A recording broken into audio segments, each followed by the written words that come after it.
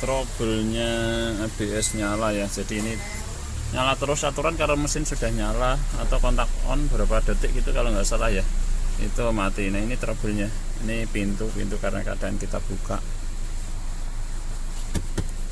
Udah kita lakukan tes dan saat perjalanan juga nyala terus. Namun ini sudah kita scan dan hasilnya benar menuju ke bagian ABS ada di sini.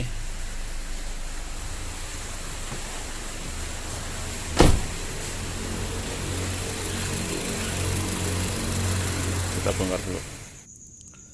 Nah, untuk terkhusus ya DTC C0020 motor stuck on, itu artinya ini dinamonya ini ngunci ya. Ini adalah kondisi dinamo yang sudah saya bongkar. Ini motor ABS, modul ABS nya nggak saya bongkar karena DTC hanya menuju di motor stuck. Nah ini kan kalau pas lagi ABS fungsi ya, ini motor ini adalah sebagai penggerak pompa ya. Di bawah sini ada pompanya. Nah penggeraknya adalah motor ini. Nah motor ini ya 12 volt aja biasa ya, seperti kayak dinamo kipas, fan gitu ya. Ada magnet, ini magnetnya di luar sini. Ini udah kita cuci. Ini kondisinya kalau belum pernah dibongkar ya, biasanya kotor sekali. Ini udah kita cuci.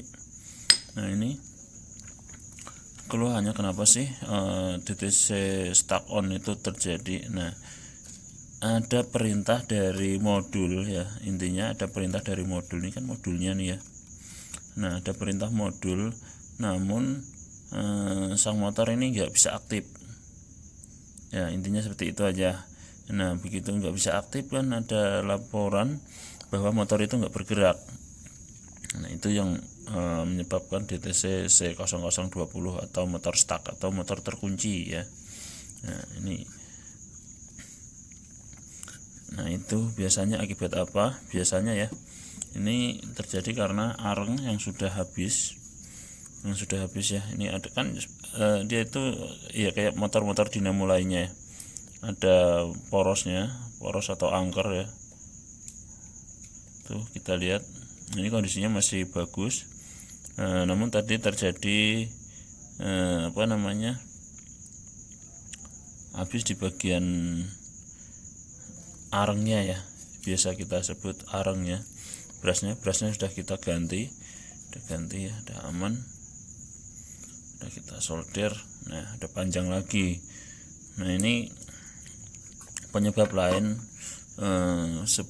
Beberapa kali kita pernah bongkar, memang mayoritas hanya karena arang aja, arang. Nah pernah kejadian juga kita alami, yaitu motor ini kan ada bearingnya ya di dalam sini, bearing di dalam sana juga ada bearing. Nah pernah kita alami juga ini bearing macet, jadi motornya kan nggak bisa gerak ya, kan main nih kalau pas fungsi. Untuk syarat fungsi tentunya ada ini ya, ada syarat-syaratnya lah gitu, mungkin untuk kecepatan tertentu. Jadi nggak hanya kita asal menginjak rem ABS itu fungsi. Nah ini bautnya ada 2, terus ada sealer. Ini sealer agak mesti disiler ya, karena ini listrik, artinya kalau kena air bisa menyebabkan kerusakan. Maka untuk pemasangan ulang juga nanti kita sealer biasa aja, seperti ini magnet. Kalau pas masak di gini nyedot nanti ya, hati-hati tangannya kejepit. Nah karena kita hanya bengkel umum aja, mungkin kasus kalau hanya bagian motor gini bisa lah ya ditangani oleh kita sendiri. Tapi kalau bagian modulnya di sini biasanya kita serahkan ke bagian elektrik ya. Bagian elektrik beda urusannya nih, beda bagiannya. Udah kita bersihkan, siap pasang. Ini ada lubang-lubang minyak remnya ya, yang menuju ke masing-masing roda. Untuk inputnya di bagian sini ada 2. Hati-hati ini pemasangan sering selek ini kalau terjadi miring, harap waspada. Selain kerusakan dikarenakan motor, kita juga pernah ngalamin ya untuk macet di bagian valve di bawah sini, di dalam sini kalau kita bongkar ada kayak piston-pistonnya gitu loh ya, macet.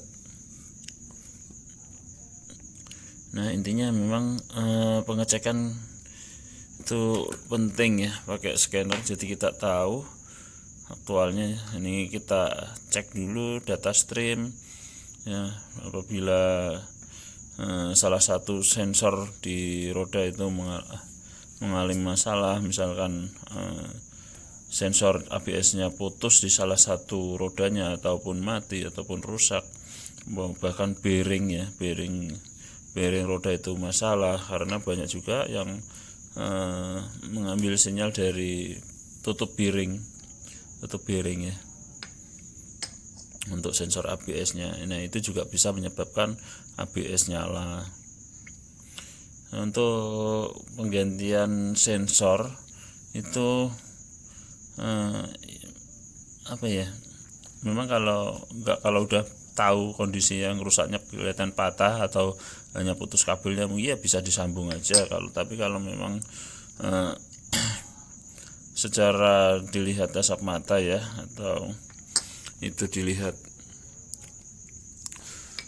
terlihat normal semuanya ya, tapi nggak fungsi, mungkin bisa dilakukan penggantian, jadi terjadi kerusakan di sensornya. Tapi aktualnya sih memang harus dilakukan pakai scanner pengetesannya ya, data streamnya kan bisa dilihat masing-masing sumbu rodanya.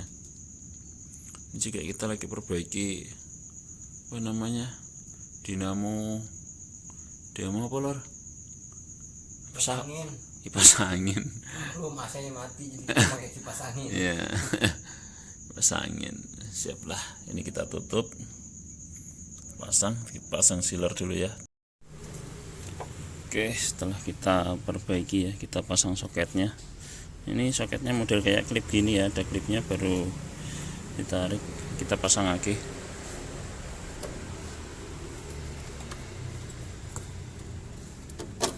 Tempel aja dulu buat ngetes. Untuk selang belum kita pasang semua.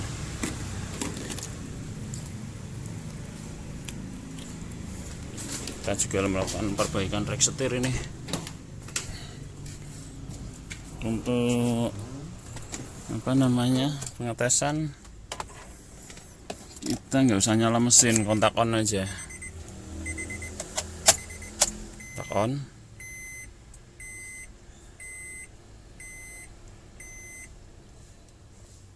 Nah, kalau di kontak on kan berapa detik tadi kayak ini mati ya, itu dikasih bahwa perbaikan kita berhasil ya. Kalau pengen ngetes tinggal tes jalan aja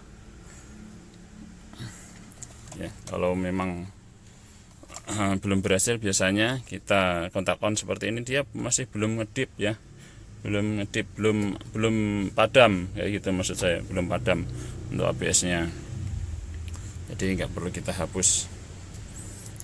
Untuk history biasanya dihapus ya lebih baik ya, cuman kadang kalau di history di scanner itu bisa tampil, bisa tidak kalau habis pelepasan aki. Karena di Honda ini kebanyakan reset trouble itu bisa dilakukan pakai lepas aki aja ya.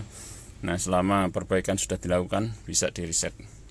Ini kita ikat biar sensor sudutnya ini setirnya nanti kembali lurus, kabel spiralnya tidak lepas saja saat pemasangan rek setir. Terima kasih.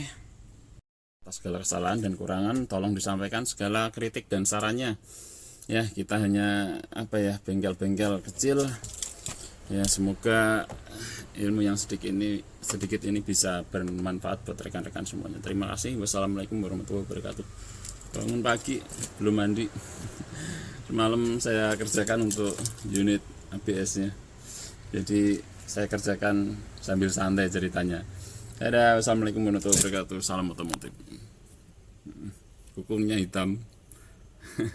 Terus ngecek as roda lur.